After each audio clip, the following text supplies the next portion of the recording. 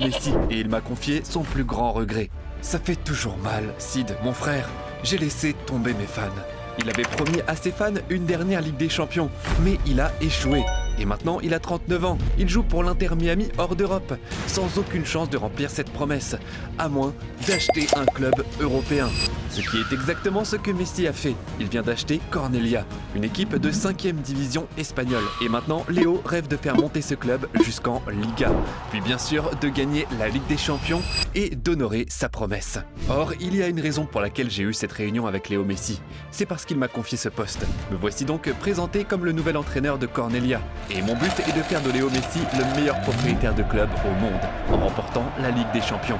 Cependant, ce travail va être beaucoup plus dur qu'on ne le pense, car bien que Cornellà soit en 5e division en Espagne, dans FC26, nous n'avons que la Segunda División. Nous allons donc devoir commencer là. Et dans cette équipe que Messi a achetée, aucun de ses joueurs n'a ne serait-ce qu'1% du talent de Messi. C'est de loin la pire équipe de Segunda pour le moment. Mais bon, j'espère qu'avec le soutien de Messi, nous pourrons trouver une solution et faire monter cette équipe. Et voilà les gars, premier jour à Cornellà. Le projet de Messi commence maintenant. Et tout de suite, je reçois un message de Léo. Je pensais qu'il serait trop occupé pour penser à ce club de 2e division. Il a bien sûr l'Inter Miami sur les bras et la Coupe du Monde qui arrive. On dirait que Léo est sérieux pour Cornellà, car nous avons maintenant un rendez-vous avec lui. Léo, je vais pas mentir, c'est un peu surréaliste. J'ai grandi en te regardant et maintenant je suis ici à gérer ton club. Je donnerai tout pour ça mon frère, même ma vie. Ok Sid, arrête de me lécher les bottes. Je veux que tu restes professionnel ici. J'aurais pu acheter n'importe quel club, mais j'ai acheté Cornellà parce que je veux construire une identité à partir de zéro. Je ne veux pas juste gagner, nous devons le faire de la bonne manière. Passe courte, contrôle, intelligence, comme l'équipe du Barça dans laquelle je jouais. Pour l'instant, nous sommes la pire équipe du championnat, mais je vais te donner 5 millions. Montre-moi que tu es l'homme de la situation. Eh bien, on dirait que le patron a assuré, car j'ai récupéré 5 millions dans notre budget de transfert. Ok, je ne m'attendais pas à ce que le patron soit aussi impliqué, mais Messi est très clair. Il y a 2 objectifs pour la saison. Établir un style de football tiki-taka et emmener Cornellà dans le top 10 de la Segunda. Ce serait une solide progression, et c'est ce que Léo veut. Et 5 millions, c'est vraiment bien pour ça.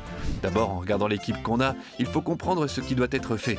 Et je pense qu'avant tout, tactiquement, nous devons abandonner cette formation. Si Léo veut que je prépare l'équipe pour le tiki-taka, je sens que le 4-3-3 avec Sentinelle est le meilleur choix. C'était probablement la formation utilisée par le Grand Barcelone. Aussi, nous devons avoir une ligne de défense haute. Et bien sûr, ce doit être un football basé sur la possession.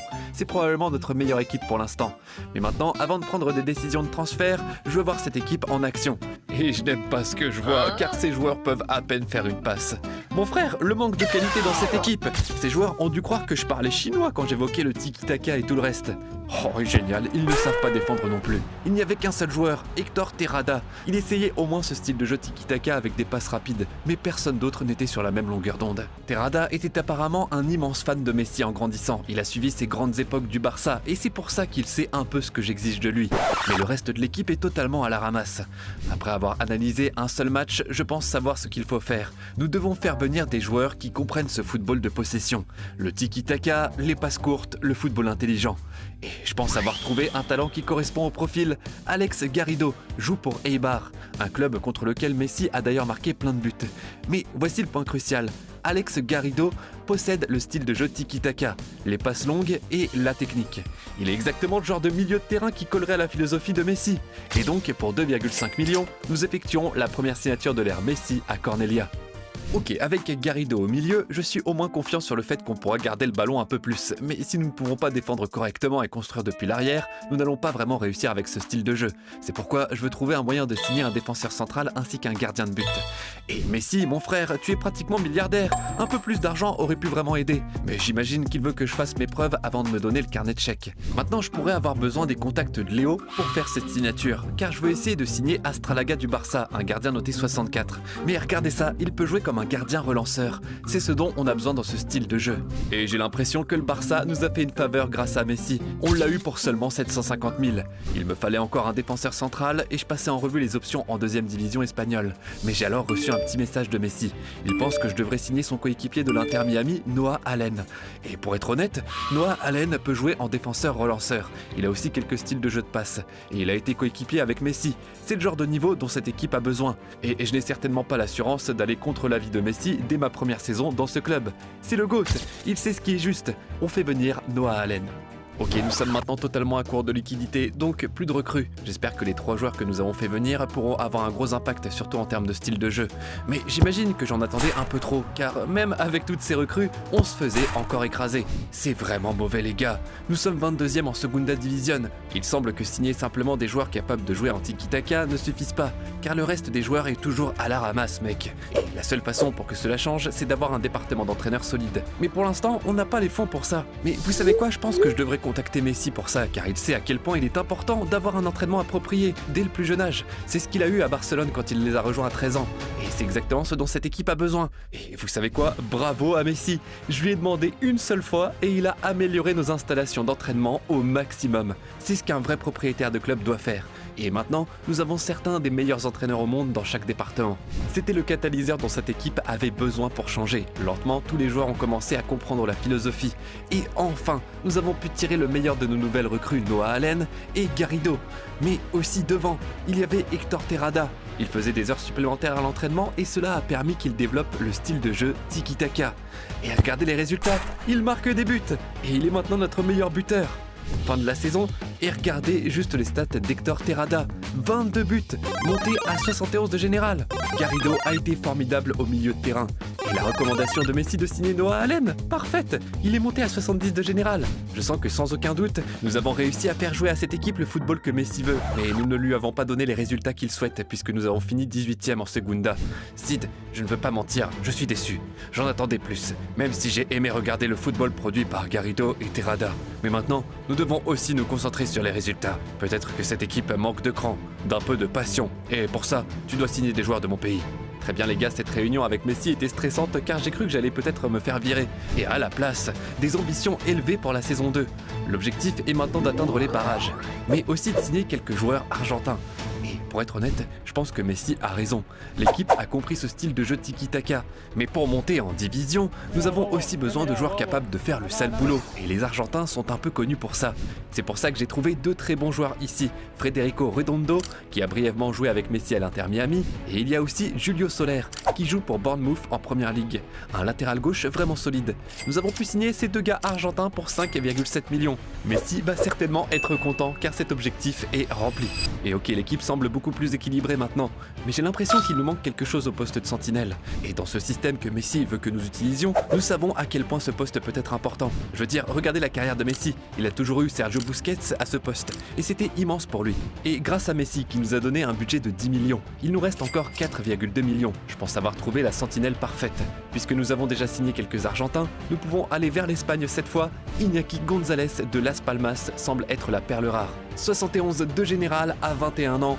Et on dirait que pour 2,8 millions, on l'amène dans le club de Messi. Avec toutes ces recrues, on commence à voir que le projet de Messi prend vie. Mais souvenez-vous, il voulait qu'on atteigne les barrages au strict minimum. Notre équipe est-elle assez bonne pour y arriver? Fin de la saison et cependant, c'est surprenant, seulement 12e. Je pensais vraiment que nous avions l'équipe pour viser au moins une place en barrage. Bien sûr, c'est une amélioration massive par rapport à la saison dernière, mais je pense pas que Messi va être content. En regardant l'équipe, on a eu une croissance solide. De plus, Hector Terrada continue d'assurer mon pote, monté à 75 de général. Entrons en réunion avec Messi pour voir ce qu'il en pense. Les 2 ailiers qu'on a, je ne connais même pas leur nom. Mais vire-les. Je ne peux pas mentir, je suis déçu des investissements que j'ai faits. Nous aurions dû monter en Liga, mais je suis encore prêt à te donner une dernière chance. Trouve ce qui n'a pas fonctionné et fais monter cette équipe, coûte que coûte. Pendant ce temps, Messi a eu une réunion avec un ancien coéquipier, et pas n'importe quel joueur. Quelqu'un qui l'a aidé à gagner la Copa América et la Coupe du Monde. C'est Ángel Di María. Il a 39 ans maintenant et s'apprêtait à annoncer sa retraite. Mais quand le coup de téléphone de Messi est arrivé, il n'a pas pu refuser. Et d'une manière ou d'une autre, Léo l'a convaincu de signer un contrat d'1 an avec Cornellà. Et cela signifie qu'on vient de signer l'un des plus grands ailiers de la dernière génération. Non, mon frère, Messi nous a vu galérer en Segunda et il nous a juste donné Ángel Di María qui au passage, même à 39 ans, est encore plutôt bon, 80 de général. Et regarde tous ces styles de jeu. Et je sais qu'il n'est là que pour une saison, mais s'il peut nous aider à monter, ça pourrait être énorme. Et aussi l'impact qu'il peut avoir sur tous les autres joueurs, ils vont tellement s'améliorer. Mais je dois encore faire mon boulot ici, peut-être essayer de faire d'autres recrues. Di María est venu avec un coup, donc notre budget pour la saison 3 est descendu à 8 millions. Mais c'est pas grave, car là on peut faire des améliorations défensives. Et cette fois je regarde aussi des joueurs hors d'Espagne. Elijah Dijkstra qui joue en 2e division belge, 84 de vitesse, ça a l'air vraiment bien. On l'a pour 3 millions. Maintenant, il nous reste du cash pour une autre signature, et j'aime vraiment Joel Lago du Celta Vigo, défenseur central noté 74. Ok, maintenant l'équipe a l'air vraiment solide, bien qu'il y ait quelques points d'interrogation, surtout de la part des médias. Ils disent que Messi a perdu la main en tant que propriétaire, sortant ses amis de leur retraite alors qu'ils ne sont pas en forme. Mais ceux qui doutent de Di Maria ne connaissent pas le genre de joueur qu'il est. Même en Segunda Division, à 39 ans, il donne tout. Créer des occasions, marquer des buts, porter l'équipe en tant que capitaine. Et regardez ça les gars, Di Maria termine la saison meilleur buteur avec 21 buts et 12 passes décisives. Et c'est ce que j'appelle l'effet Di Maria mec. Les joueurs autour de lui ont tellement bien progressé cette saison. En fait, Terrada a maintenant appris le style de jeu de tir en finesse et lob, certainement en regardant Di Maria à l'entraînement. Mais est-ce que toute cette croissance a mené à la montée en Liga? Car c'est ce que Messi a exigé. Et ok, on dirait qu'on n'a pas fini en milieu de tableau cette saison. Idéalement, je ne veux pas passer par les barrages. Une montée automatique serait juste parfaite. Mais en regardant les barrages, nous n'y sommes pas. Et cela signifie que nous obtenons la promotion automatique. Oui, let's go!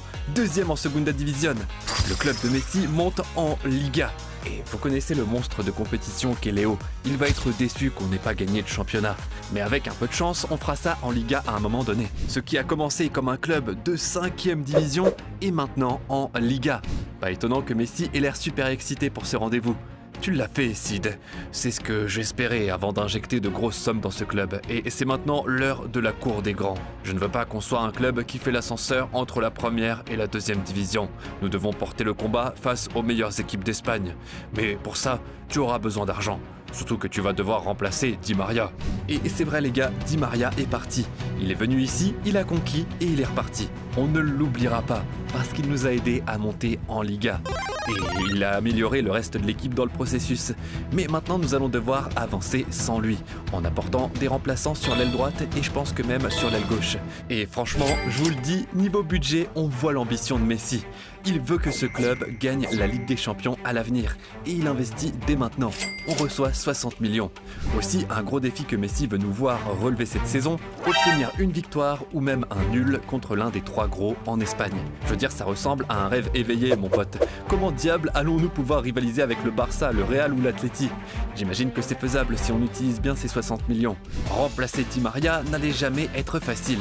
Mais Maher Carrizo, un autre gaucher argentin, noté 81. Et regardez cette vitesse, le dribble est là aussi. Je n'arrive pas à croire qu'on ait dû débourser 38 millions pour le signer. C'est notre recrue la plus chère jusqu'ici. On a l'impression maintenant que les 60 millions que Messi nous a donnés ne suffisent pas, car je dois encore signer un autre ailier. C'est pourquoi j'ai décidé d'approcher Messi. J'ai essayé de le convaincre de nous donner plus d'argent. Mais il m'a recalé direct. Il veut que je fasse mes preuves en première division en obtenant un résultat contre les Cadors. Et la saison prochaine, il envisagera alors d'augmenter le budget. Ok, je sens qu'on a encore besoin d'une amélioration sur l'aile gauche, car Guzman n'a pas vraiment marqué tant de buts que ça.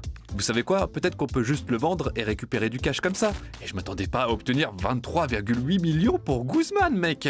Mais ça nous place dans une excellente position là. 40 millions pour faire venir un ailier gauche. Quoique là, je commence à hésiter. Est-ce qu'on investit dans la ligne arrière? Et pour être honnête, je sais que ces joueurs derrière ont une note basse, mais ils sont tous des super jeunes. Et je sais qu'au fil des saisons, ils ne vont faire que s'améliorer. Concentrons-nous sur notre attaque cette saison. Et j'ai trouvé un joueur vraiment intéressant qu'on peut signer, New Ayrton.